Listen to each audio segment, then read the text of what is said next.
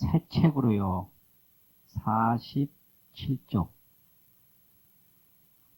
47쪽 아래에서부터 네 번째 줄 한문입니다. 불자야 보살이 2차 자비 대시심으로, 불자야 보살이 이 자비 위에서 뭐 여러가지 대사성취, 대사 크게 희사한다고 이런 말이 있었거든요. 그러니까 이게 보살도에 들어가면 지혜가 넓어집니다. 지혜가 넓어지면 어떤 일이 생기느냐면 두려움이 줄어져요. 두려움. 그래서 모든 두려움은 무지한 데서 아는 것이 없고 지혜 능력이 부족한 데서 생깁니다. 온갖 두려움이 있는데 그 두려움은 기본적으로 모르는 데서 생기거든요. 알면 두렵지 않죠. 알고 보면 두려울 것이 하나도 없는데 모르기 때문에 두렵다 이거예요. 그런데 보살지위에 오르면 지혜가 넓어지니까 두려움이 없어지죠. 두려움이 없어지니까 크게 보시를 할 수가 있어요. 크게. 그래서 대사가 이루어지는 겁니다. 크게 이제 희사하는 것이 이루어진다 이거죠. 이제 그것이 이제 뭐냐면 보시인데, 그 보시는 자비에서 나온다 이거죠. 그래서 이제 자비에서 나오는데 자비 대시심이다 이게. 자비 대시심. 근데 이거는 이제 기본적으로 두려움 없는 마음이고, 두려움 없는 마음은 지혜가 밝은 마음이죠. 지혜가 밝은 마음. 그러니까 이 자비 대시심으로 뭘 하고자 하는 거냐? 우욕한다는 말, 우욕하고자 한다. 이게요. 그럼 뭘 하고자 하느냐? 구호 일체 중생하야. 일체 중생을 구호하고자 해서 구제하고 보호한다 이거죠. 구호. 일체 중생을 잘 구제하고 보호한다. 그럼 일체 중생은 뭐 하는 사람이냐? 지혜가 부족해서 늘 공포심을 가지고 있어요. 그게 고통입니다. 죽음에 대한 공포. 사실 죽음이라고 하는 게 없는 건데, 죽음이 왜 생기느냐 그러면 무아를 알지 못해서, 무아, 내가 없다라는 걸 알지 못해서 나에 대한 환견이란 말이에요. 나라고 하는 것은 환견에 의해서 보이는 것이다. 헛개비처럼. 마치 꿈을 꾸면 꿈 세계를 보듯이 지혜가 혼란해지면 나라는 것을 느끼게 된다 이거지. 그래서 그 나라는 그런 견해 때문에, 환견 때문에 이제 죽음을 두려워하게 되죠. 죽음을 두려워하게 되니까 온갖 것에 집착을 하게 돼요. 그래서 모든 집착은 죽음을 두려워하는 데서 생기는 것이고, 죽음을 두려워하는 것은 나라는 것이 없다라고 하는 무아를 보지 못하는 환견에서 온다. 그 환견이 무명입니다. 무명. 밝은 것이 없는 거. 그래서 무명에서 벗어나면 이제 죽음이 없는 걸 보게 되고, 죽음은 없는 걸 보게 되면 모든 공포가 없어지고, 공포가 없어지면 대사가 이루어진다 이거죠. 그래서 이런 마음으로 이제 그렇게 하지 못하는 중생들을 구호하기 위해서 전갱 추구 세출세간 제2익사 하되, 전갱이라 그러는 거 거듭거듭 계속 다시 전갱. 전갱이라는 게 계속 더 이런 거죠. 전이라는 건 계속, 갱이라는 건 더. 그러면 전전이 다시 세간 출세간의 모든 이익사를 추구한다. 여기서는요. 추구, 찾고, 추심하고, 찾고, 추자는 이제 미룰 추자인데 찾는다는 소리죠. 찾고 구하고. 어떤 일이 이익한 일인가? 어떤 일이 중생들을 지혜롭게 하고 편안하게 하는데 이익한 일인가? 이래서 찾고 구하고, 이 추자가 본래 이거 두드린다, 추측한다, 헤아린다, 이런 글자거든요. 그래서 이제 시질 때 쓰는 또 용어도 되는데, 시를 이제 처음에 지어놓으면 수정 안 한 시가 거의 없죠. 그래서 이거를 어떻게 해야 되나 하는 것을 이제 추자하고 그 고찰할 고자 써가지고 추고라. 그 다듬는다라는 거죠. 그 자꾸 생각하고 미루어 보고 찾고 구하고, 그래서 추심, 추구, 추구. 그래서 세간, 출세간, 세간에 있는 좋은 거, 출세간, 세간을 벗어나는 좋은 거. 그럼 세간이라고 하는 건 탐진치에 이제 있는 것이고, 출세간이라고 하는 것은 계정해에 있는 거 아니에요? 계정해. 그러니까 계정에는 출세간이고 탐진치는 세간이란 말이에요. 그러니까 이제 이런 그 중생사, 그리고 계양, 정양, 해양, 해탈양, 해탈지계냐, 오분 법신인데, 이제 중생들은 색수상행식 오분 속에 산다. 그래서 오는 세간이고, 오분 법신, 우리가 오분양 하는 것은 출세간이란 말이에요.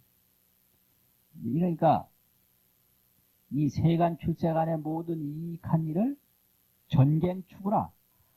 거듭거듭 계속 찾고 구하되 무피념고로 피곤한다든지 실증내는 생각이 전혀 없다. 이게 왜 그러냐면 이거는 지혜의 뿌리에서 나오는 행위이기 때문에 그 밖으로부터 어떤 소득을 느낄 때는 힘이 나다가 밖으로부터 소득을 못 느낄 때는 또 힘이 빠지고 이런 게 아니거든요.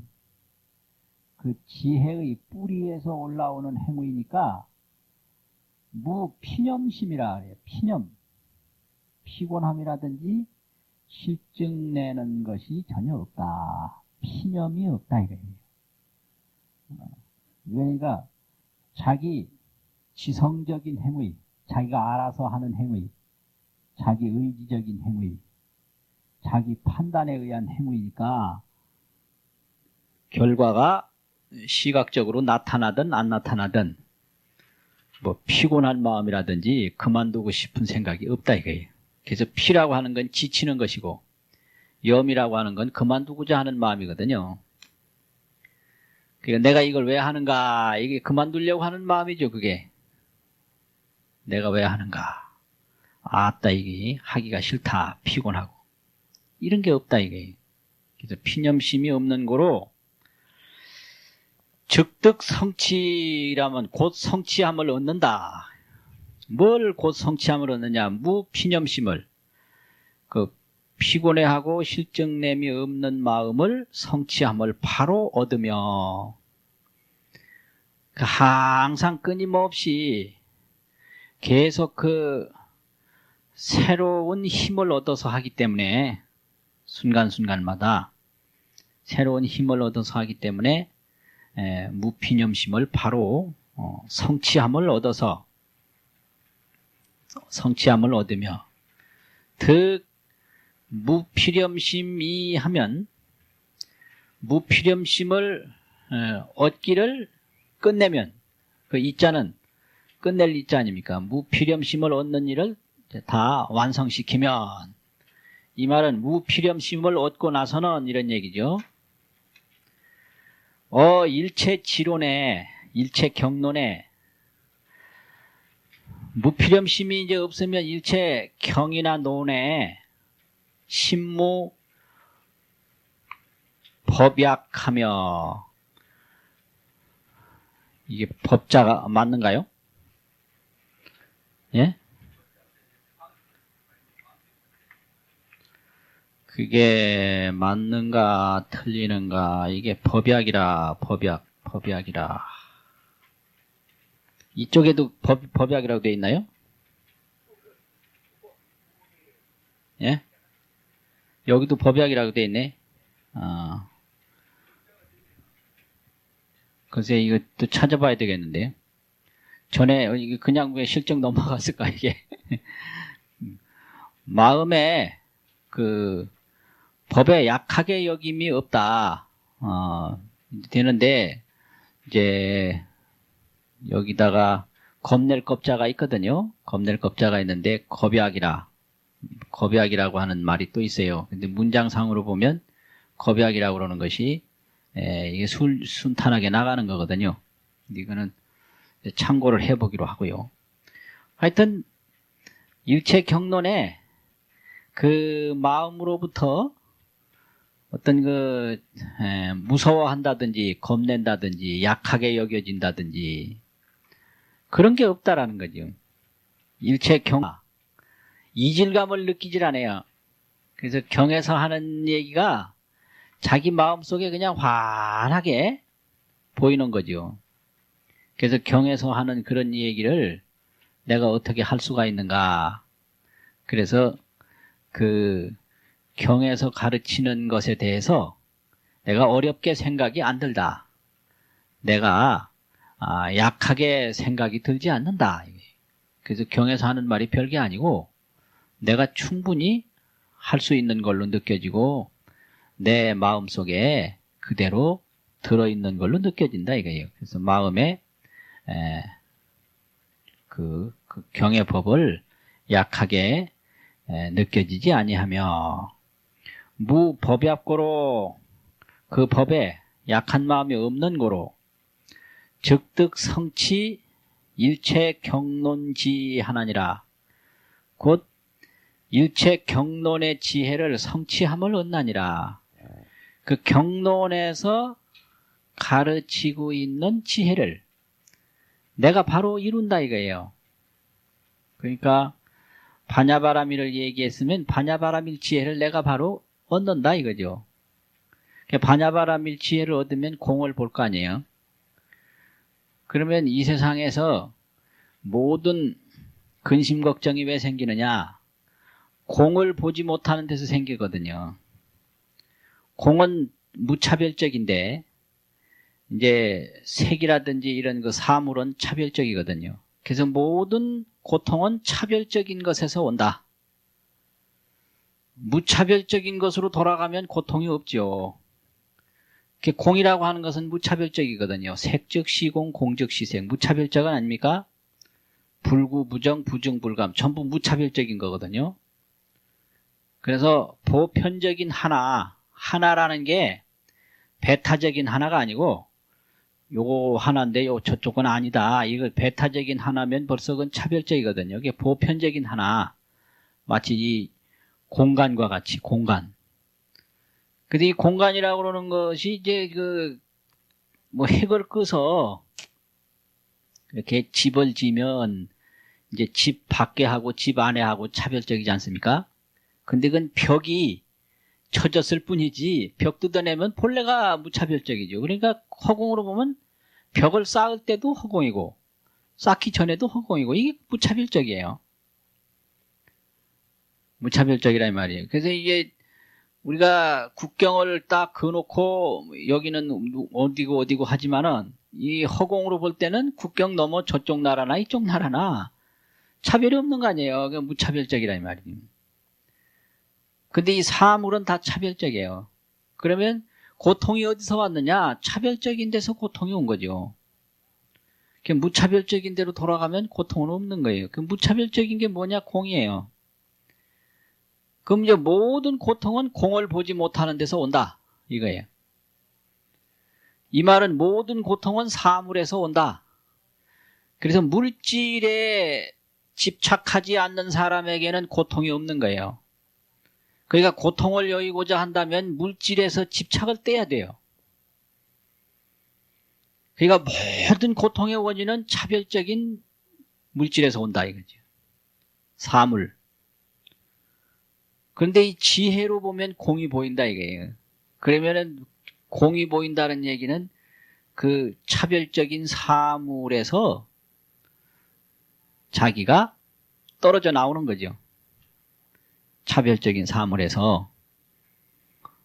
그러니까 그렇게 떨어져 나와서 보면 사물이 본래 있는 게 아니고 이 안질에 의해서 공화가 있다. 안질 공화론. 허공의 꽃이 본래 없었는데 안질이 생기면 허공의 꽃이 보이죠. 몽식에 의해서 몽경이 있다. 이제 꿈을 꾸는 인식에 의해서 꿈에 나타나는 세계가 있는 거죠. 경계가. 그래서 몽식이 깨어지면 몽경은 없어져 버리고 안질이 나면 공화는 없어져 버리죠. 그게 사물이에요. 그리고 환술에 의해서 환물이 생긴다. 환사가 자기 환술로 이 환의 물을 만들어내는 것이지 환술을 부리지 않으면 환물은 없어지는 거거든요.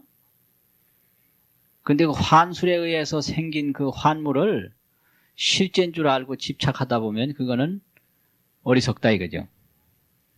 그리고 이제 화가에 의해서 이 그림이 화풍이 생기는 것이지 화가가 그림 그리지 않으면 그림은 없는 거 아니에요. 네. 근데 이제 모르는 사람은 그게 그림인 줄 모르고 그게 아주 이제 실제로 알고 한다고. 어떤 사람은 자기가 그린 그림을 얼마나 애지중지하는지 몰라요.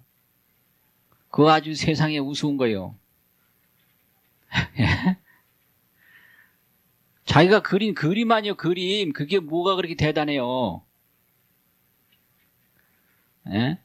그 마음이 넉넉할 때는 그림이 넉넉하게 나오는 것이고 마음이 조급할 때는 그림이 조급하게 나오는 것이고 그 자기 그 화가에 의해서 그림이 생기는 것이지 그 화가를 떠나서 그림은 없는 거 아닙니까? 그래서 이제 환술에 의해서 환물이 생기는 것이고 그런 거 아니에요? 화가에 의해서 화경이 생긴다. 그림의 경치가 생기는 것이다. 이게. 근데 그게 뭐 화경이 정말로 있는 줄 알고 그 이제 거기에 매달리는 것은 이상하다. 예. 뭐 어디까지 지금 얘기한 거예요? 예? 예? 일체 경론지지를 성취한다 이거예요. 이게 아주 중요한 얘기예요. 경론의 지혜를 내가 이룬다 이거지. 그래서 화엄경이면 화엄경에서 말하는 지혜. 그걸 내가 얻음을 성취함을 얻는다. 그러면 성취한다 이거 아닙니까? 또 득시지에 이 지혜를 얻어 마침에 이 지혜를 얻은 다음에는 선능주량 응작 불응작하야. 선능주량이라는 건 잘 주량한다 이거거든요. 주자도 여기서는 헤아릴 주자지요. 헤아려서 뭘 헤아리느냐? 응작과 불응작을 지어야 할 거, 짓지 않아야 할 거. 짓는다는 게 뭐예요? 해야 할 거, 하지 않아야 할 것을 선능주량해서 잘 능히 헤아려서. 이게 지혜죠. 지혜라고 하는 게 뭐냐? 척 보면 아는 거 아니에요. 해야 할 일인지 안 해야 할 일인지. 그래서 잘 주량해서 상중하의 일체 중생에 상중하 중생이 있는데 여기서 상중하라는 게 뭐냐? 이건 역시 그 지혜의 능력을 말합니다. 지혜가 높은 사람, 지혜가 중간이 된 사람, 지혜가 낮은 사람. 이게 상중하예요. 다른 게 상중하가 아니죠. 근데 사람에게는 이렇게 지혜가 있어요. 이제 화엄경에서 십주, 십행, 십해양, 십지 이런 얘기를 했듯이 이게 거짓말이 아니고 그 중생이 도달할 수 있는 세계와 아직까지 도달 안 되는 세계가 분명히 있는 거예요. 그게. 그 틀림없이 있는 거죠. 그게 바로 연기 차별이거든요. 그게 어릴 때 느낄 수 있는 영역하고 젊을 때 느낄 수 있는 영역하고 나이 많아서 느낄 수 있는 영역이 있어요. 근데 이건 모르잖아요. 이제 중생에게 이렇게 지혜가 상중하로 나누어질 수 있는 세계가 있다 이거예요. 그래서 상지에게 하지법문을 해도 별 의미가 없고 하지에게 상지법문을 해도 별 의미가 없는 거 아닙니까? 일본 불교를 보면 학술불교와 기복불교가 완전 다른 길을 가고 있거든요. 일본에는 이렇게 절에서 강조하고 이런 게 거의 없다고 그래요. 또 강당 같은 데도 잘 안 보이더라고요. 일본 절에 가고. 그래가지고 뭐 불쌍히 보면 우리는 부처님 딱 앞에 가서 만질 수도 있고 볼 수가 있는데 일본에 컴컴한데 저 멀리 있어가지고 불쌍히 보이질 않아요. 잘. 그러니까 왜 그러냐, 감히 어떻게 중생이 부처님 앞에 가까이 가냐 이러더라고. 그러니까 일본은 확실히 우리나라하고는 틀린 거예요. 같이 생각하면 큰일 나요. 그래서 불상이 가까이 보이지 않습니다. 저 침침한데 멀리 있습니다. 그래가지고 이제 지나가는 사람이 가서 부처님 저 멀리 바라보고 그 신발 벗고 가기도 있지 않아요? 그냥 신시는 채로 합장 딱 하고 그것도 무릎 꿇고 절하게 돼 있지 않습니다. 그냥 선 채로 합장 딱 하고 그 일본 동전 그 희사함에 던지는 거죠. 척전이라고 해가지고 돈을 던진다. 그럼 돈을 뭐 큰 돈 던지는 게 아니라 500엔짜리도 아니고 5엔짜리를 많이 던진대. 5엔. 일본 돈으로 5엔. 그 왜 5엔을 많이 던지냐 그러니까 그 5엔이라고 하는 일본말 발음하고 좋을 호자 인연연자 호연이라고 하는 일본말 발음이 비슷하대요. 그래서 5원 던지면 좋은 인연 만날까봐 그래서 이제 주로 5원을 던진다는 거예요. 5엔을. 그래가지고 뭐 많이 오는 절에는 동전이 하도 쌓이니까 그 동전에 가면 천초사라고 깎을 천자 풀초차 천초사가 있는데 그 전부 그 사원 경내에 그런 그 상점들 백화점식으로 그렇게 점포가 많더라고요. 그리고 뭐 수많은 사람들이 이제 왔다 가는데 동전을 하도 많이 던지니까 그 동전을 던지면 지하로 그 동전이 들어가고 그 지하에 이제 은행에서 직원이 나와서 그걸 세서 담아서 예금을 한다고 그래요. 이제 그만큼 된데 거기가 이제 돈 던지고 기복하고 또 1년 뭐 정초되면은 그 뭐 신수 같은 거 봐서 이거 사서 보고 그 나무에다 매달고 뭐 종 한번 치고 뭐 돈 얼마 넣고 이렇게 뭐 죽으면 그 사원 묘지에 가서 납골 땅에 가서 안치하고 뭐 이런 거지. 뭐 이렇게 법회를 뭐 주기적으로 한다든지 강좌를 연다든지 이런 거는 거의 찾아볼 수가 없다. 다 그 행사를 중심으로 해요. 교통안전 행사 뭐 이러면 이제 차 끌고 오는 거예요. 와가지고 쫙 있다가 이제 그 일본 스님이 차 안에 들어와서 이제 뭐 앞앞이 뭐 그 다란히 진원 애우고 또 그 부적을 하나 딱 주면 그것이 이제 부적 영험이 1년간 돼요. 그럼 1년 동안 달고 다니다가 그 이듬해 정월달에 또 와서 또 새 걸로 바꿔서 달고 그래가지고 뭐 그 교통안전 기도를 하면은 정처에 수많은 차들이 모여드니까 뭐 이루 말할 수가 없다고. 그러면 그 부적 한 번 갈아주는데 얼마? 일본 돈으로 꽤나 비싸더라고요. 그러니까 이제 그건 이제 밀교 사원인데 그 사찰 수입이 전부 이제 그런 걸로 와가지고 수입을 잡아서 교육 사업도 하고 복지 사업도 하고 그게 이제 그 사원 불교고 다른 뭐 교리나 뭐 수련이나 이런 거는 거의 없고 대학에 가면 순전히 학술만 하지 신앙이고 뭐고 이런 건 또 없어요. 그래서 그 일상적으로 하는 기복불교하고 대학에서 하는 학술불교하고는 아무 관련이 없어요. 그게 일본 불교. 그래서 일본 불교학이 문제다.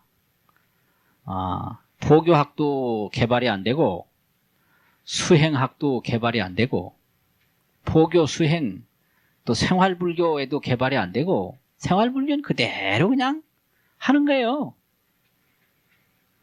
그렇게 돼 있어요. 그래서 우리나라하고는 전혀 틀리는구나. 우선 부처님 앞에 신벗고 가서 절하게 돼 있질 않아요. 그냥 신 신고 서서 합장 한번 하고 동전 던지고 돌아가게 돼 있다고. 오사카에 그 법선사라고 절이 있는데 아주 시내 복판에 그냥 있는데요. 그 지장보살인가 어느 보살인지 모셨는데 많은 사람이 와서 물 붓고 절을 해서 그 불상에 이끼가 파랗게 있더라고. 그게 장관이더라고요. 그냥 계속 줄을 서서 물을 붓고 절하고 물 붓고 절하고. 예, 그냥 그 물이 나와요 밑에. 계속 물 붓고 절하니까 날이면 날마다 물을 부니까 그 이끼가 생겼어요. 그 이끼가 계속 자라니까 온 불상이 이끼 천지라 개금이고 뭐고 전혀 필요 없어요. 그게 일본 불교예요.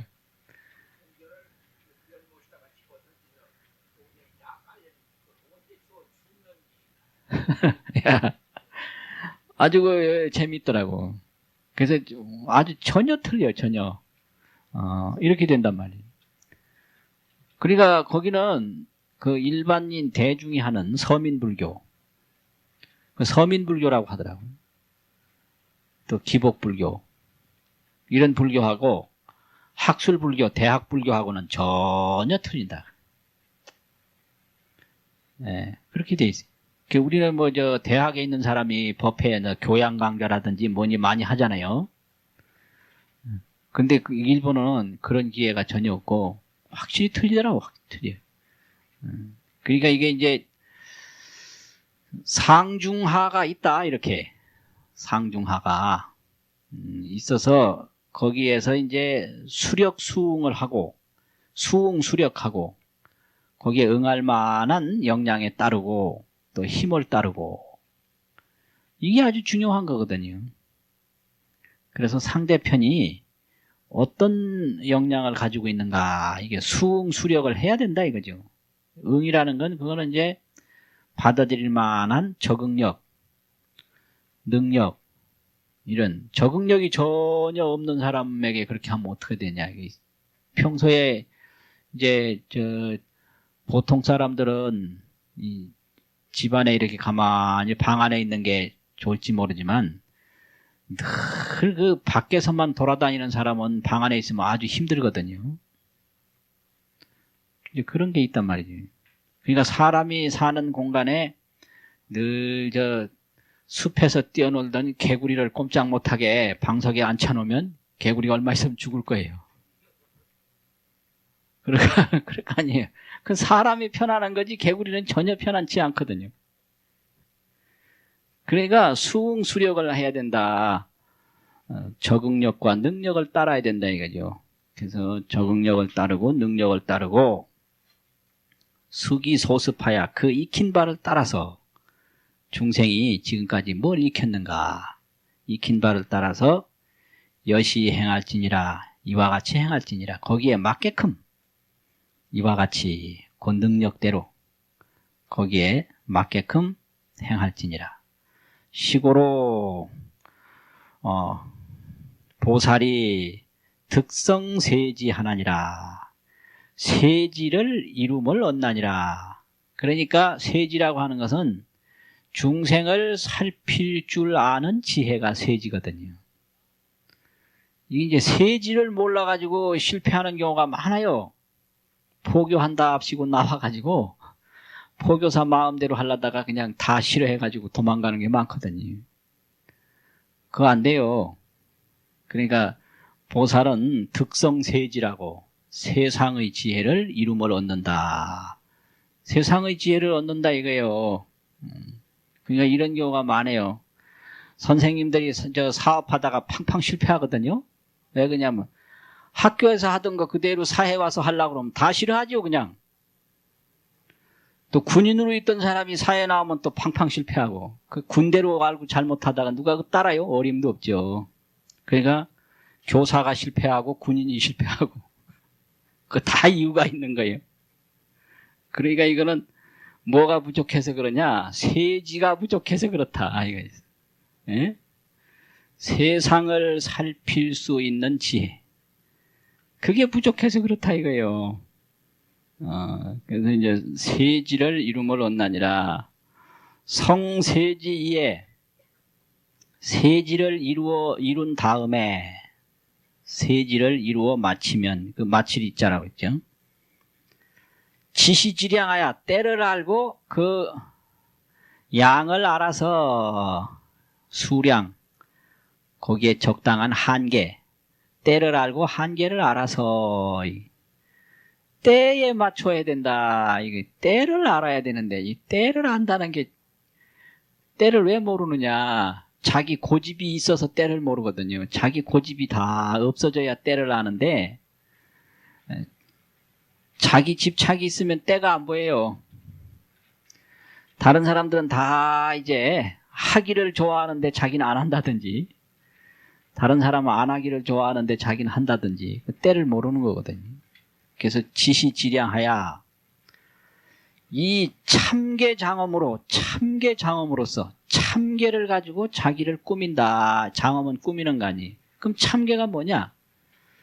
자기 자신의 분수를 부끄러워할 줄 아는 거. 이게 아주 대단히 중요한 건데요. 아, 내가 이렇게 하는 것이 부끄럽다. 이런 거예요. 그 부끄러운 게 뭐냐? 예를 들면 그 서화를 배우는 사람이 서화를 배우는 학도가 서화 개인 전시회를 열 때 이제 서화를 안 배운 사람들은 보고 좋다고 할지 모르지만 그 서화를 배우는 양심적인 학도라면 배우는 단계에 있는 사람이 개인전 덕덕 전시회 열고 이러면 그 부끄러운 마음이 생길까요? 안 생길까요? 그 만약에 부끄러운 마음이 안 생긴다면 그 사람은 서화 배울 자질이 영 부족한 사람이에요. 그렇지 않습니까? 그래서 서화를 배울 때 그 처음에는 이제 조금만 배워도 선생님처럼 될 것 같은 생각이 날 때가 있거든요. 그때는 서화의 세계를 모르는 거고 조금 더 배우면 그 선배들의 세계가 워낙 까마득해서 일생을 써도 저만큼 될까 말까 이런 안목이 생길 때가 그게 발전이 있는 때거든요. 근데 처음에는 금방 될 것 같아요. 내가 조금만 며칠만 더 쓰면 선생님보다 더 잘 쓸 수 있다. 이 생각이 들거든요. 그거는 완전히 이거는 막 아무것도 아니고 가지고 그거는 참 기가 막힌 세계고 더 조금 더 하다 보면 워낙 멀리 있어가지고 야 도저히 이게 아주 까마득한 그런 아주 낙담하는 그런 경우가 많이 있거든요. 그 고비를 자꾸 넘겨야 이제 되는데 그러면 제대로 배우지도 아니하고 전시회를 열 때 부끄러운 마음이 얼마나 있느냐에 따라서 그 예술적 자질이 어느 정도인가가 짐작이 돼요. 그것처럼 보살도 보살행을 행할 때는 내 공덕이 이 정도밖에 안 된다. 이래서 부끄럽다 이거예요. 그래서 이제 공부를 하다 보면 역대로 수많은 선지식들이 있었다라는 걸 알게 되거든요. 알게 되면 아 내가 공부한 세계가 그네들에 비해서 너무 부족하다라는 것을 느껴져요. 그게 참계심이죠. 그런데 이제 그런 걸 모르고 그냥 공부 시작할 때는 자기가 공부 잘한다라는 생각을 하게 되는데 이제 자기가 공부를 잘했다 많이 했다 이 생각 가진 사람은 이건 공부가 뭔지 꿈에도 못 본 사람이에요. 그런 사람 종종 보거든요. 이제 공부가 이제 역대로 얼마나 훌륭한 선지식이 있었던지를 꿈에도 모르니까 내가 어느 정도 공부했다는 생각이 나는 거예요. 그러니까 뭐 달마를 알고 해능을 알고 천태지자대사를 알고 화엄종 현숙 주봉을 알고 청량을 알고 이렇게 알다 보면 우리나라 원효를 알고 진울 보조를 알고 서산을 알고 이런 사람에 대해서 공부를 해보면 내 자신이 어느 정도인지를 금방 알 수가 있거든요. 근데 그런 거 전혀 모르고 여럿이 공부하는데 다른 사람보다 조금 글을 잘 보는 걸로 아 내가 잘한다 이거 아주 곤란한 거죠. 아주 곤란한 거예요. 그러니까 원효 같은 분이 책을 도대체 얼마나 봤는가. 그러니까 원효를 알았을 때는 내가 작게 보이는데 몰랐을 때는 크게 보인다. 그러니까 그렇게 되고 나면 부끄러운 마음이 생겨요. 그게 참계장엄이라는. 참계장엄. 그러니까 시골에 있으면 그런 거 모르거든요. 시골에 있으면. 그래가지고 이제 선생을 옳게 만나야 다듬어지고 그러네. 모르니까 이제 전혀 모르고 그냥 죽는 거죠. 또 그게 어떤 면에서 편할지도 몰라요. 모르고 죽으니까. 안 그래요? 모르는 게 약일 수가 있거든요. 아는 게 병이고. 그러니까 어떤 면에서는 모르고 그냥 만족한 생각 가지고 그냥 죽는 게 어떤 면에서는 편할지도 몰라요. 그러니까 이건 뭐냐면은 이 꿈을 깨고 나도 별로 신통치 않을 바에 차라리 꿈속에 더 있을 걸 하는. 왜 내가 좋은 꿈 꾸고 있는데 왜 깼느냐고 신경질 내는 사람이 있거든요. 그런 거예요. 그래서 참계장엄으로 근수 자리이타지도 하나니라. 자리이타의 도를 부지런히 닦나니라. 불교는 자리이타예요. 나도 이롭고 다른 사람도 이로운 것이지 나는 괴롭고 다른 사람도 이롭고 이게 불교일 수가 없어요. 자리가 안 되면 이타가 전혀 안 됩니다. 내가 먼저 편안해야 다른 사람에게 편안함을 줄 수 있지 내가 괴롭고 안 되는 거예요. 그러니까 이제 부모들이 잘못 생각하는 게 나는 이래도 너만은 잘 살아라. 그거 안 돼요. 함께 잘 살아야지. 절대 그런 게 아니에요. 그게 자리이타의 도를 부지런히 닦나니라. 시고로 이런 거로 성치 참계 장엄하나니라. 그렇기 때문에 또한 참계로서 장엄함을 이루나니라. 차행 중에 이렇게 참계로 장엄하는 이런 행 가운데에 근수 추리하야 부지런히 추리행을 닦아서 벗어나고 여의는 행을 닦는다. 추리라는 게 뭐냐? 모든 상에서 벗어나는 행을 닦는다 이거지.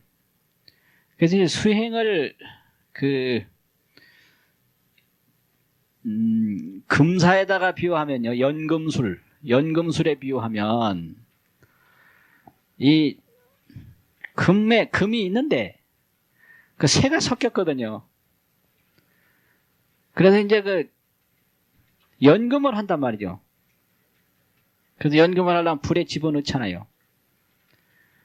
그러면은 새를 자꾸 떨어내면 금이 나오는 거지.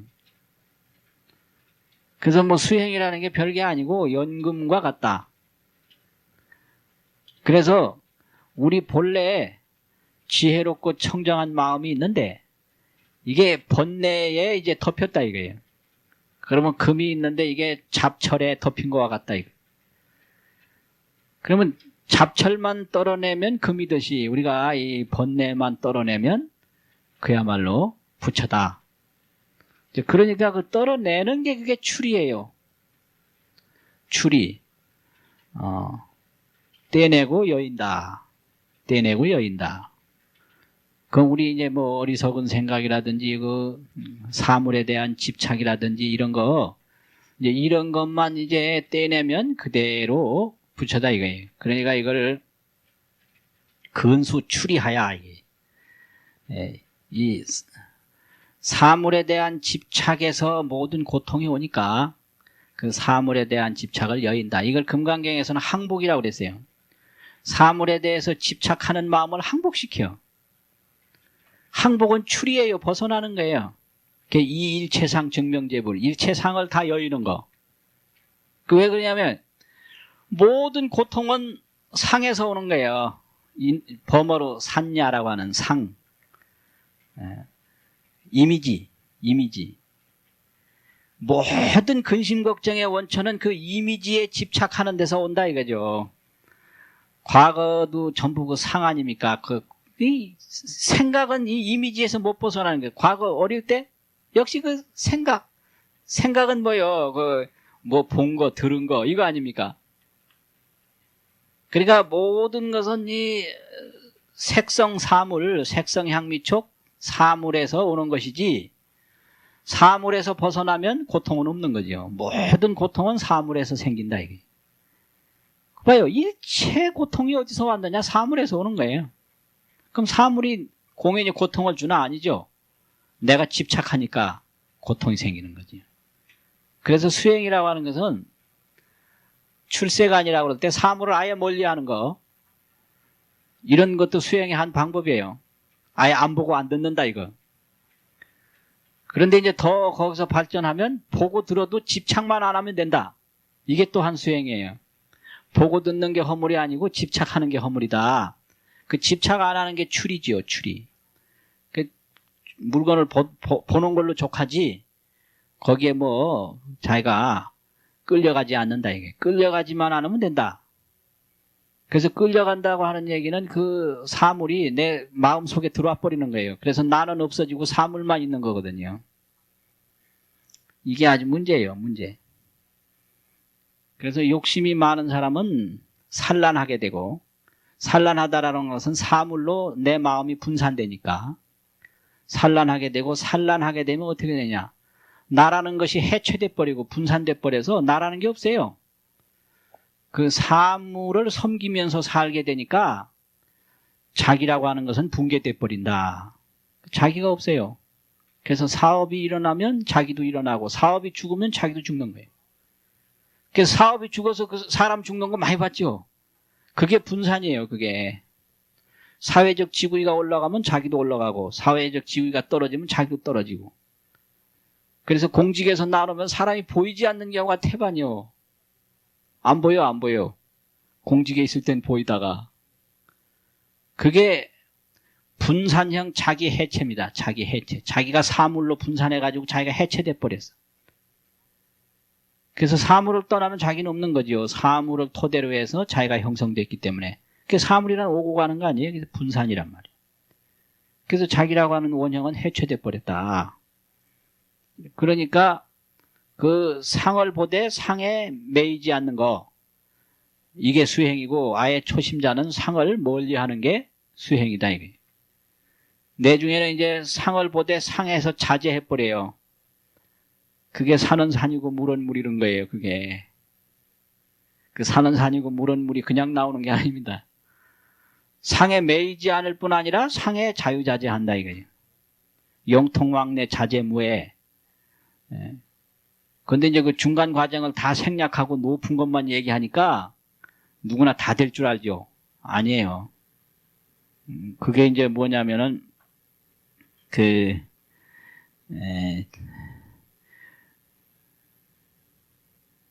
근수 자리 이타지도 뭐 이런 거고, 근수 추리, 이 부지런히. 근수라는 게 뭐예요? 아주 착실한 훈련을 해야 한다 이 말 아닙니까? 요즘 말로 하면. 근수라는 게 아주 착실한 훈련이에요. 훈련을 통하지 않고는 안 된다 이 소리거든요. 훈련.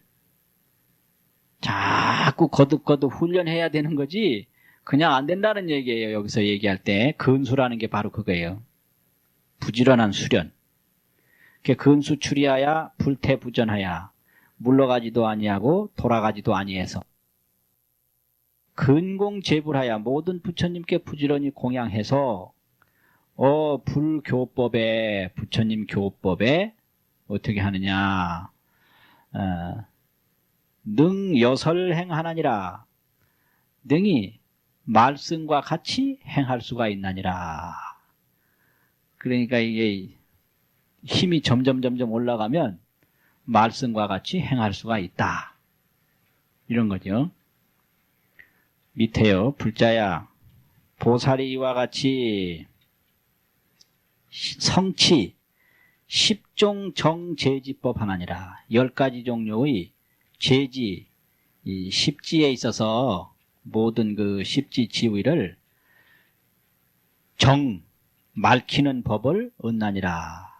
그러면 이 10종 정제지법이라는 게 뭐냐? 이른바 신, 비, 자, 사, 무유필염, 지, 제경론, 선해 세법, 참계 정엄, 장엄력, 공양, 재불, 의교, 수행. 이게 10종 정제지법이에요. 그러니까 여러 지위를 다 밝히는 법이 10가지가 있는데 그 여러 지위를 밝히는 10가지 법이 뭐냐? 첫째는 믿음, 신. 그 다음에는 다른 사람을 이렇게 가까이 하는 거, 비. 또 다른 사람에게 기쁨을 주는 거, 자. 또 물질적으로 잘 도와주는 거, 사. 그 다음에 무유필염, 피곤하고 실증냄이 없는 거. 그 다음에는 지제경론, 모든 경론을 아는 거. 또 선해, 세법, 세법을 또 잘 아는 거. 참개, 견고력, 부끄럽게 여기고 견고한 힘을 갖는 거.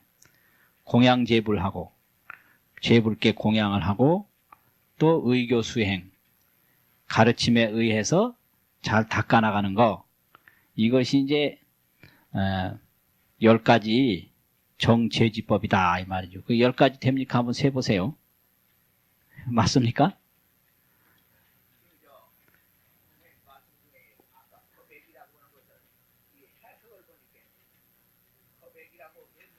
예, 그 겁약이 맞는 것 같아요. 예, 겁약이 그 신수대장경에 가서 다시 한번 확인을 해봐야 되겠습니다. 겁약이 문장상으로 맞아요. 예, 겁내고 약하게 여김이 없다. 이렇게 경을 보면 겁나는 말이 많거든요. 경을 보면. 그런데 이제 지혜가 높아지면 겁나지 않는다 이거죠. 지제경론, 선해 세법, 경론도 알고 세법도 알고 이게 보살이에요. 그러니까 신, 비, 자, 사 4가지 아닙니까? 무유, 필염 5가지, 지, 제경론 6가지, 선해, 세법 7가지, 참개, 견고력 8가지, 공양제불 9가지, 의교, 수행 10가지 아닙니까? 그래서 화엄경에 이렇게 10가지, 10이라는 숫자가 많아요. 근데 여기서 이제 중요한 것은 경론도 알고 세법도 안다. 이게 혼동하면 안 돼요. 세법은 세법이고 경론은 경론이에요. 그러니까 이걸 둘 다 알아야지 뒤섞으면 안 되는 거예요. 이거 안 통해요, 안 통해. 그러니까 저 음식점에 가가지고 색 뿌리고 공뿌리 색이니까 아무거나 먹어라. 그럼 아무거나 안 먹는다고요. 안 먹어요. 그 색 뿌리고 공뿌리 색은 경이고 꼭 지가 좋아하는 거 먹는 거는 세법이란 말이에요. 이제 이런 거 조심해야 돼요. 이게 뒤섞어서 하는 게 많거든요. 그래서 공양제불, 제불께 공양하고 의교 수행, 가르침은 가르침대로 있고 나는 나대로 있고 이게 이제 낮은 경지고 그 가르침을 내가 생활 속에서 드러내는 거. 이게 이제 수행이란 말이죠. 그 수행이라고 하는 게 뭐냐? 첫째는 이 세속적인 이런 집착에서 벗어나는 게 수행이고, 두 번째는 그 수행자의 권위에서 벗어나는 게 또한 수행이에요. 수행한다 하시고 자기 권위를 탈피하지 못하는 사람이 많거든요. 그거 안 돼요. 그건 2번째밖에 안 돼요. 이 사람은 세속적으로 조금 덜 물들었다는 것 뿐이지 자기 껍질을 전혀 못 벗고 있다라는 거예요. 그래서 뭐 예를 들면 아주 뭐 엄격한 거, 너무 엄격한 거 주장한 거 이것도 권위거든요. 석가모니가 그렇게 엄격하게 했을까요? 아니에요. 자연스럽다고.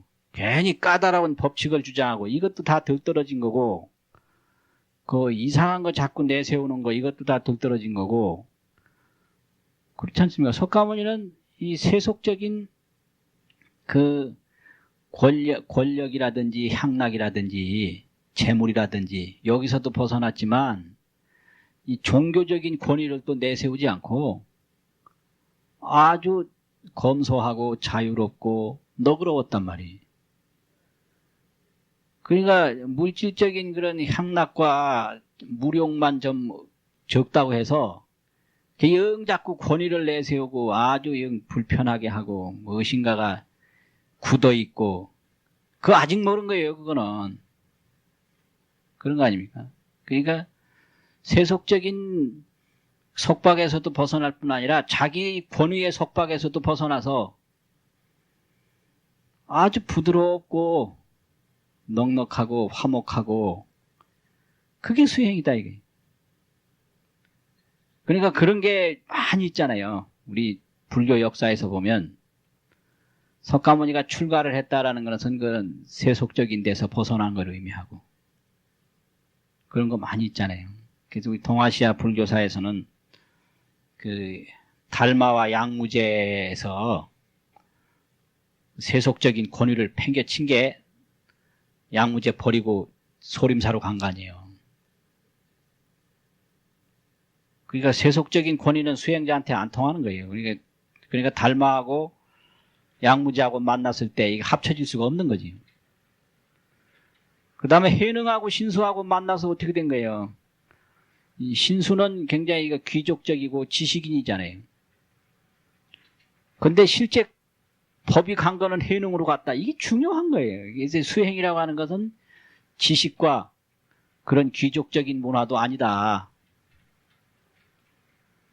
그게 이제 서가, 달마, 해능 여기에서 수행의 면모가 다 드러나거든요.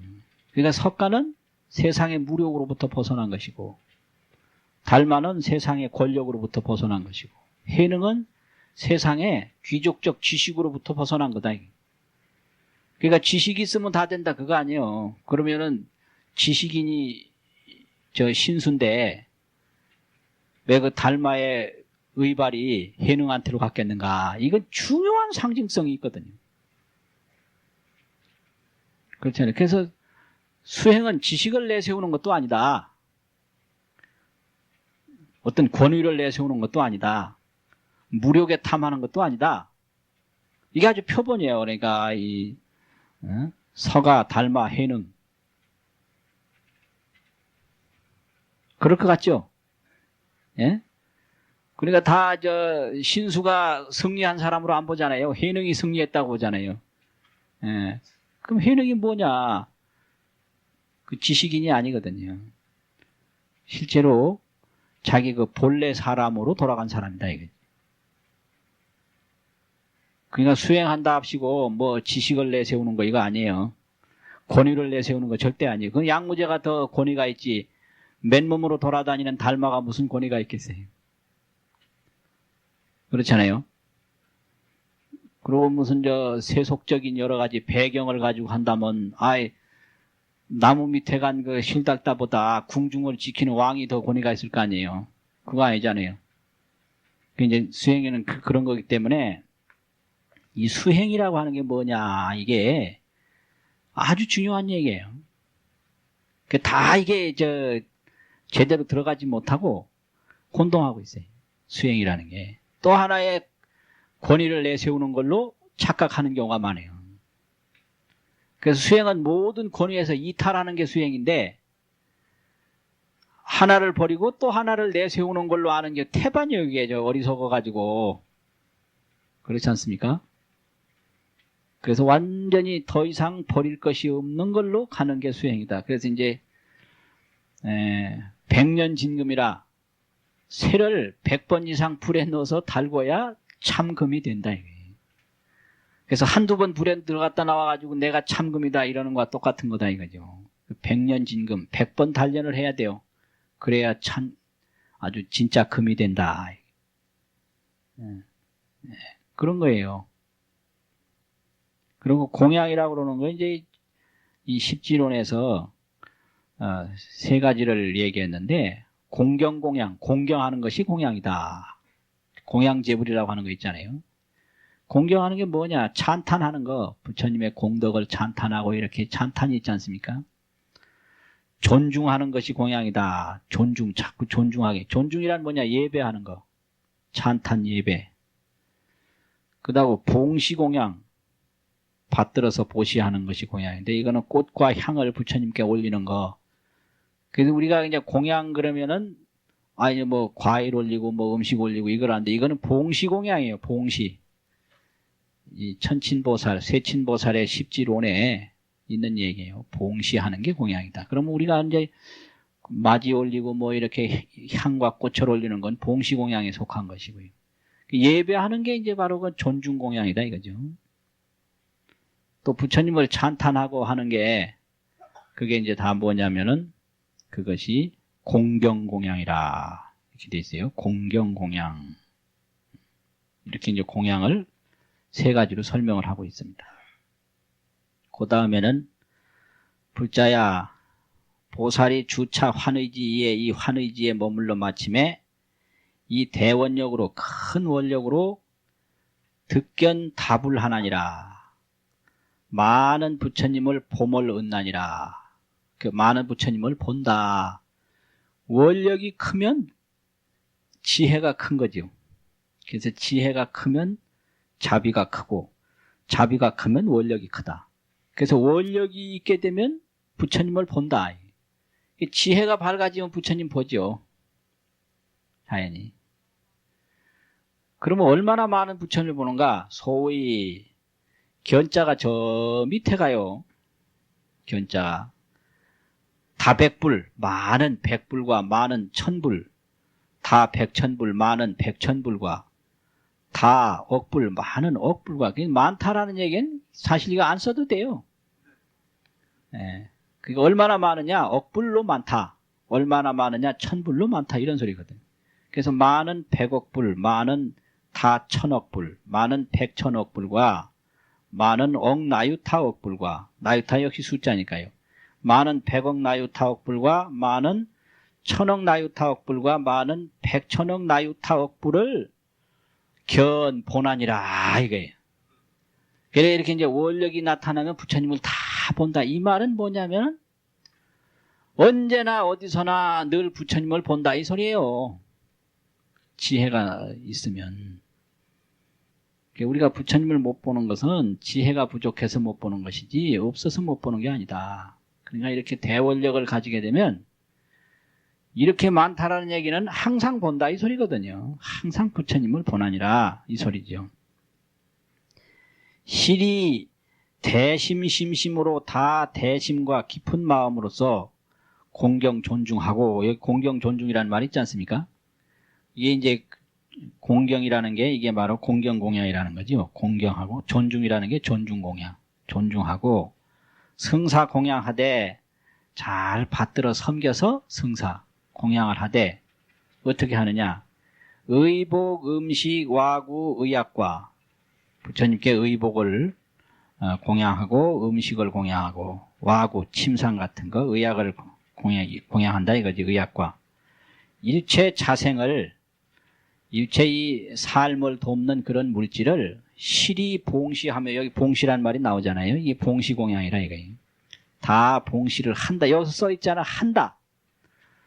한다 이 소리예요. 봉시. 다 봉시를 하며 여기 공양 일체 중승 하나니라 또한 일체 중승 많은 스님들 이렇게 공양을 하나니라 여기 써 있자도 한다 이 소리죠. 2차 선근으로 그러면 이러한 그 선근 공덕을 닦아서 뭘 하느냐? 이것은 무상보리 다 이 큰 깨달음에 돌리는 것이지 다른 걸 얻으려고 하는 게 아니다 이거죠. 이 선근으로서 다 무상보리에 돌리나니라 회항을 한다 이거예요. 그러니까 여기서 이제 그 깨달음이라는 게 뭐냐? 죽음이 없는 거. 죽음이 없는 게 뭐냐? 불생불멸공이거든요. 그게 연기법이에요. 그래서 죽음이 없는 것을 확실히 아는 거, 이게 정각, 바르게 깨달은 것이고, 죽음이 없는 걸 알고 보는 게 이게 지견, 알지자 볼견자. 그게 부처님처럼 알고 보는 게 불지견 아닙니까? 그 법화경에서 불지견이라는 말이 있거든요. 부처님처럼 보고 부처님처럼 아는 게 그게 불지견이에요. 그게 금강경에서 실지실견한다고 다 알고 다 본다. 그 문제는 요 지견이에요. 지견. 내가 지금 뭘 어떻게 알고 있고 어떻게 보고 있느냐 이거예요. 그래서 죽음이 없는 거를 보는 게 그게 무아를 보는 것이고 죽음이 없는 거를 보고 죽음의 두려움으로부터 벗어난 게 그게 안락이거든요. 편안하고 즐거운 거. 그게 열반이죠. 그래서 생사 속에서 열반을 얻는다. 예. 그래서 이 죽고 나고 하는 것은 이거는 그 연기법이기 때문에 인연에 의해서 나고 인연에 의해서 멸하기 때문에 이거는 본성이 없다. 그래서 생이 바로 불생이고 멸이 바로 불멸이다 이거지. 그런데 이거를 이제 지혜가 부족해서 연생연멸을 자생자멸로 보니까 스스로 나서 스스로 죽는 걸로 보니까 거기에 집착이 생기는 거예요. 자생자멸이 아니라 연생연멸이다 이게.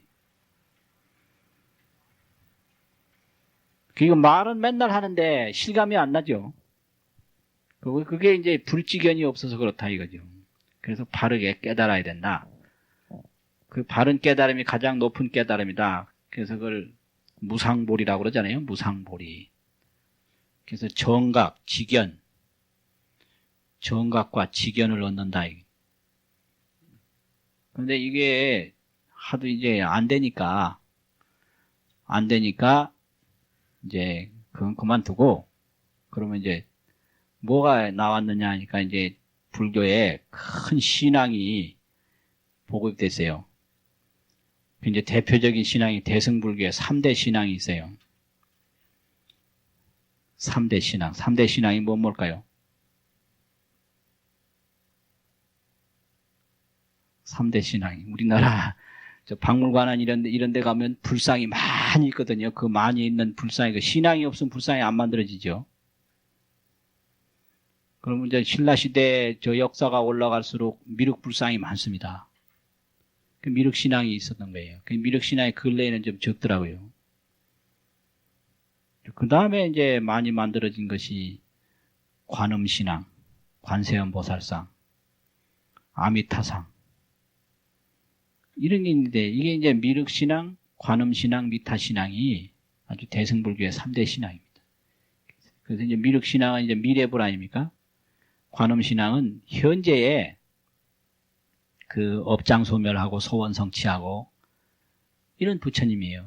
아주 밀교 중심인데 이게 다 이되고 또 이제 미래의 이제 내 생의 부처님은 이제 아미타불 극락세계 가고 하는 게 이게 이제 미륵신앙. 근데 미륵신앙이 이제 요새는 좀 줄어들고 우리나라 같은 경우에 일본도 가니까 미륵불상이 많더라고요. 네, 미륵불상이 굉장히 많아요. 근데 이제 우리나라 조선시대 보면 미륵불상이 저기 이제 마을에 이렇게 있어서 마을로 간 미륵이라고 그러고 절에서 나와서 마을로 가서 네, 마을을 지켜주는 부처님으로 이렇게 등장을 하고 그래요. 근데 절에는 관세음보살하고 아미타불이 이제 중심이 되고 이걸 전체 포괄하는 부처님을 또 이제 비로자나불 네, 그렇게 되는데 비로자나불은 다 돼요. 다 된다고. 그래서 일본 동대사의 그 대불도 비로자나불이라고 그러는데 이 상호는 뭐 서가모니 부처님처럼 이렇게 상호가 돼 있더라고요. 우리나라 저 비로자나불처럼 이런 식으로 안 돼 있고 이렇게 돼 있더라고. 그래서 되게 크다고 그래서 얼마나 크냐 비로자나불 콧구멍으로 사람이 들어갈 수 있다고 그랬는데 가보니까 사람 못 들어가겠더라고요. 근데 손바닥에 사람이 올라앉을 수는 있겠더라고. 생각보다 그렇게 안 크더라고요. 그래야 되는데 이런 분들이 이제 뭐냐 하니까 미래에도 계속 나타나서 중생을 구제한다 이거고. 그럼 현재 이제 관세음보살이라고 하는 것은 부처님의 그 자비력, 신통력, 의실력으로 중생을 업장 소멸시키고 소원 성취시키고 이 몸 죽기 전에 부처님까지도 만들어주는 신앙이 그게 밀교 신앙인데 그 밀교 신앙의 핵심이 관세음보살 신앙이에요. 관음 신앙이라는 게 그거 아니에요. 그러니까 관세음보살이 누구냐? 부처님의 원력에 의해서 100억 화신 중 하나로 나타난 거거든요. 그럼 부처님의 원력과 부처님의 신통력으로 중생의 여러 가지 악업장을 다 녹여줘. 그리고 소원을 이루게 해주고 또 부처되게 해준단 말이에요. 그래서 향수 나열 제자 건성 욕구 공양지주원 수장 가지지 변화 이런 거 있잖아요. 그 수장 가지라는 게 모름지기 부처님의 가지력, 부처님께서 더 입혀주시는 힘을 또 부처님께서 더 입혀주시는 변화를 힘입어야 한다. 그래서 공양을 올려도 그냥 물질적인 공양을 올리는 게 아니라 부처님의 그 우실력으로 한번 변화시켜준 공양을 올린다. 이게 그거 있어요. 좀 맞이 올릴 때 보면은 향수나열 제자건성 해가지고 있거든요. 사다란이라고 그러는 게 바로 그거예요. 그래서 현세에 그 소원 성취해 주시는 부처님이 그게 바로 밀교신앙인데 그 밀교신앙 안에 관음신앙, 지장신앙, 약사신앙 다 들어가 있는 거예요. 그게 바로 대표적인 관음신앙이죠. 그럼 부처님의 의실력으로 다 이루어지는 게 그게 바로 관음신앙이나 약사신앙이나 지장신앙이고 부처님의 대원력으로 큰 원력으로 극락세계 가는 게 그게 미타신앙이죠. 아미타불 신앙. 그래서 우리가 아미타불 10번만 부르면 극락 간다라는 게 우리 10번 부른 공덕으로 가는 게 절대 아니에요. 그거 알아야 돼. 어째서 가느냐? 아미타불이 10번만 부르면 극락세계로 인도하겠다라는 원을 세웠기 때문에 성불원력, 그 원을 우리가 타고 가는 거예요. 우리가 기차 타면 기차가 가는 거지 내 발로 가는 거 아니잖아요. 배 타면 배가 가는 거지 내 발로 가는 게 아니지 않습니까? 그래서 아미타불 10번 부르는 건 배를 타는 것까지만 하는 거예요. 비행기 타면 비행기가 가지 내가 가는 거 아니잖아요. 그래서 타고 가는 거예요. 타고. 이게 미타신앙이잖아요. 그러니까 이제 대승불교가 이런 뭐 공양하고 수행하고 이런 보살행도 있지만은 이렇게 중생교화하는 신앙이 있는 거죠. 신앙. 그래서 이제 관음신앙, 미타신앙 같은 거는 이렇게 참 좋은 거예요. 그러니까 그것까지만 하고 말아도 되는 거예요. 이래 어렵게 공부 안 해도. 에? 부지런히 관세음보살님께 공양하고 예배하고 공양하고 예배하고 그것만 해도 돼요. 또 염불하고 그럼 극락 가고. 그게 내 발로 안 가도 차만 타면 다 가잖아요. 그런 식으로 내가 안 해도 부처님만 열심히 믿고 받들면 다 되는 거예요. 그게 불교입니다. 그러니까 이게 얼마나 좋아. 예. 불교처럼 좋은 게 없죠. 그래서 참 기가 막히게 좋은 거예요. 그래서 이제 대승불교 이게 참 좋은 거예요. 그러니까 이 반야, 유식, 열애장, 이 반야의 모든 게 다 포함이 되어 있거든요. 반야, 이 수행이라는 게 원천적으로 이 반야와 연결이 되어 있어요. 그래서 수행을 하다 보면 반야지를 이룬다. 반야지가 그게 정각이고 불지견이고 깨달음이거든요. 그럼 반야지인데 왜 중생 눈에는 온갖 나쁜 게 보이느냐? 그건 내 마음에 의해서 보인다. 이게 유식이에요. 그렇잖아요. 유식, 반야 유식, 열애장. 중생이 그냥 하도 고통에 빠져 있지만은 그 열애를 다 간직하고 있다. 이게 열애장 아니에요.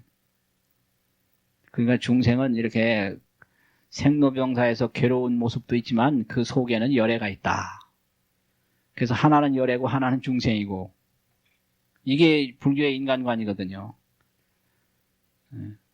그러니까 여기 많은 분이 계신데 이제 여기 늘 괴로움에 못 벗어나는 그런 세계도 있고 또 이 열애가 지금 한방 지금 계신다 이거예요. 다 열애를 간직하고 있기 때문에 열애장. 이 참 좋은 거죠. 그러니까 불교의 인간관이라는 게. 그러니까 그냥 열애장으로 볼 때 열애 측면에서 온 천지의 열애가 충만한 거예요. 근데 고통받는 측면에서 보면 온 천지에 그냥 이 고해요, 고해 또. 그러니까 열애장을 회복하기만 하면 바로 성불하는 거지. 그래서 이제 그 교리상으로 보면 반야, 유식, 열애장 이게 3대 교설이고 또 미륵신앙, 관음신앙, 미타신앙은 3대 신앙이에요. 그러니까 이게 다 이해를 못해도 여기서 얘기하는 것처럼 공경하고 존중하고 봉시하고 그렇게 하면 부처님 능력으로 다 업장소멸하고 소원성취하고 성불하고 극락왕생하고 그렇게만 하면 되는 거예요. 이제 그 이상 하는 거는 능력대로 이제 닦으면 되지. 다 그렇게 해야 되는 게 아니라 여기 말했잖아요. 상중하가 있잖아요. 상중하. 그 상중하라는 말이 앞에 나와 있었죠. 그러니까 다 상상보살이 되는 게 아니라 인연 따라서 보살도 이제 상중하가 있다. 그러니까 공부 안 된다고 너무 실망하지 마시고 뭐 들어도 금방 잊어버린다고 너무 불안해하지 마시고요. 그 뭐 몰라도 다 되는 길이 있으니까 내 발로 못 가면 차 타고 가면 되니까 걱정할 거 하나도 없고 그저 열심히 하시기만 하면 됩니다. 자, 오늘은 여기서까지만 하겠습니다.